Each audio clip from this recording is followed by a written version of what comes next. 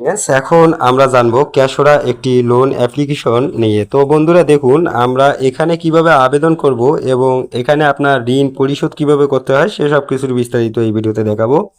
তাই পুরো ভিডিওটা অবশ্যই মনোযোগ সহকারে দেখতে থাকুন। আপনি যখন নতুন এই অ্যাপ্লিকেশনটি ওপেন করবেন তখন দেখতে পারবেন এখানে ব্রাউজ নাও বলে একটি অপশন। তো বন্ধুরা দেখুন এখানে ঋণের জন্য সর্বপ্রথম আবেদন করার জন্য আপনাকে ব্রাউজ নাও ক্লিক করতে হবে। ব্রাউজ নাও ক্লিক করার পর আপনি এখানে আপনার হচ্ছে যে এনআইডি কার্ড দেখতে পারবেন এবং আপনার এনআইডি কার্ডের নেম এবং NID card number, date of birth, okay আপনাকে এটা অবশ্যই সিলেক্ট করতে হবে। আর এখানে একটি কথা বলি, আপনার মূলত হচ্ছে যে সঠিক ডকুমেন্টগুলো এখানে সাবমিট করলেই আপনি কিন্তু এখান থেকে ঋণটা পেয়ে যাবেন। তো বন্ধুরা দেখুন আমরা এটাকে সাবমিট করে আপনাদেরকে দেখাচ্ছি। তো দেখুন সঠিক ডকুমেন্টগুলো যখন আপনি সাবমিট করবেন তখন আপনার কাছে এই একটি পেজ চলে আসবে। আপনার ঋণের মেয়াদ এখানে শো করবে, সুদের হার এখানে, এবং আপনি কত টাকায় ঋণের জন্য আবেদন করছেন সেটা আপনি এখানে দেখতে পারবেন, ওকে। তো এখন যেটা করতে হবে, আপনার যে সঠিক তথ্যগুলো রয়েছে সেটা দেওয়ার পর আপনি ফিমেল অ্যান্ড মেল আপনি হচ্ছে যে একটা সিলেক্ট করবেন এবং আপনি এখানে আপনার অ্যামাউন্ট দেখতে পারবেন এবং ডেট অফ বার্থ, তারপর হচ্ছে যে ম্যারেজ, তারপর এডুকেশনাল সব কিছু আপনার এখানে কিন্তু সেট করতে হয়। তো এগুলো যদি আপনি সবগুলো সঠিকভাবে ফিল আপ করেন এবং আপনার এনআইডি কার্ডের সঠিক তথ্য দেন সেক্ষেত্রে কিন্তু আপনি এখান থেকে ঋণটা পাবেন এবং বিকাশ নগদের মাধ্যমে আপনি এই ঋণটাকে নিয়ে নিতে পারবেন এবং এই ঋণটা পরিশোধ করতেও হবে কিন্তু আপনাকে বিকাশ এবং নগদের মাধ্যমেই, ওকে।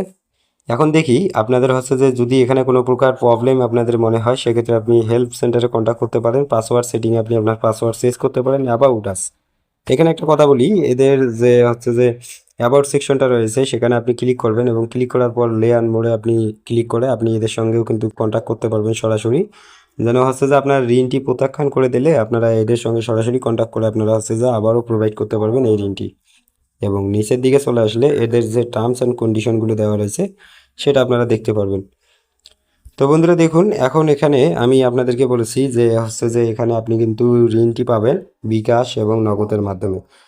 আপনি যখন ঋণটি গ্রহণ করবেন, ঋণটি গ্রহণ করা হয়ে গেলে তখন আপনাকে তৎক্ষণিক এসে আপনার অ্যাকাউন্টটিকে সর্বপ্রথম ডিলিট করতে হবে, কারণ নয়তো আপনি কিন্তু নেক্সটে প্রবলেমে পড়বেন। তো অ্যাকাউন্টটিকে ডিলিট করার পর অ্যাপের যে পারমিশনগুলো আছে সেগুলোকে কিন্তু অবশ্যই বাতিল করতে হবে।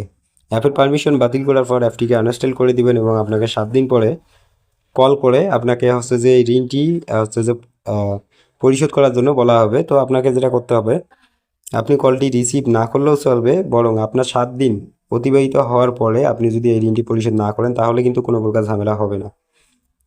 তো দেখুন কিভাবে ঋণ নিতে হয় এবং ওনারা এদের একটা সার্টিফিকেট দিয়ে রাখছে, এটা হচ্ছে যে আপনারা দেখে নিতে পারেন। এটা কিন্তু একদম একটা মানে ফ্যাক এবং হচ্ছে যে বানানো সার্টিফিকেট, এটাতে কোনো ঝামেলা নেই। তো এগুলো দেখে আপনারা হচ্ছে যে কোনো ঘাবড়ানোর কোনো বিষয় নাই। তো বন্ধুরা বিষয়টা আপনাদেরকে আমি যদি বলি সেটা হচ্ছে যে মূলত যদি কোনো প্রবলেম হয়ে থাকে সেক্ষেত্রে আপনাদের প্রোফাইল অপশনে ক্লিক করে সরাসরি ওদের যে হেল্প সেন্টার রয়েছে সেখানে আপনারা সরাসরি কন্ট্যাক্ট করে নেবেন। সেক্ষেত্রে আর কোনো প্রকার ঝামেলা হবে না। তারপরে অ্যাকাউন্টটি ডিলিট করে অ্যাপটিকে আনইনস্টল করবেন। অ্যাকাউন্ট ডিলিট না করে অ্যাপ আনইনস্টল করবেন না, নয়তো আপনার ডকুমেন্টগুলো সেখানে থেকেই যাবে। তো আমরা আজকের ভিডিওটা এতটুকুই রাখবো। যদি ভিডিও ভালো লাগে লাইক দিন, চ্যানেলে নতুন দর্শক হলে অবশ্যই চ্যানেলটিকে সাবস্ক্রাইব করে আমাদের সাপোর্ট করুন। ধন্যবাদ সবাইকে।